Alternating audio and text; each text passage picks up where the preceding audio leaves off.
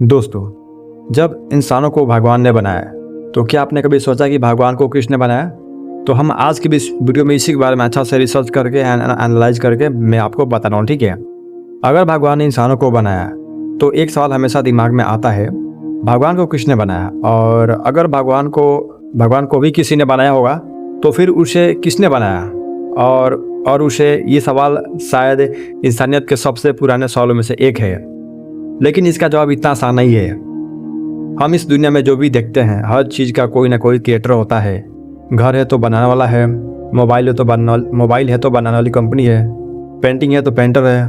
तो फिर ये यूनिवर्स, आसमान, धरती, समय, इन सबको किसने बनाया? कई लोग कहते हैं भगवान ने, लेकिन फिर दिमाग पूछता है भगवान को किसने बनाया? जब लोग का मानना है कि सारा चीज़ें भगवान का बनाया हुआ है, तो फिर भगवान को किसने बनाया? ये भी तो बहुत ही गहरा सवाल है। यही से सोच का एक नया दरवाज़ा खुलता है, क्योंकि कुछ चीज़ें ऐसी हो सकती है जो बनी ही ना हो, जो हमेशा से हो, जिनकी शुरुआत ही ना हो और अंत भी ना हो। कई धर्म और फिलोसफर यही कहते हैं कि भगवान कोई बनाई हुई चीज़ नहीं है, बल्कि वो हमेशा से मौजूद है।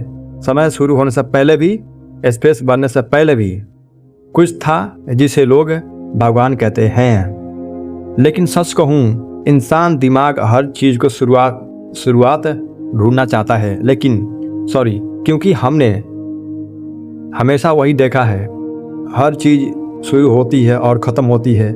इसीलिए जब हम भगवान के बारे में सोचते हैं तो हमारा दिमाग भी पूछता है उनकी शुरुआत कहाँ से हुई।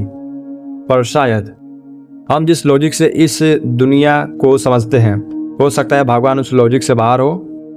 तो अगर भगवान ने हमें बनाया तो भगवान को किसने बनाया? शायद इसका जवाब किसी किताब में नहीं, बल्कि हमारी सोच के उस हिस्से में छिपी है जहाँ सवाल ख़त्म नहीं होते, बस और गहरे होते जाते हैं। और शायद हर सवाल का जवाब मिलना ज़रूरी नहीं होता।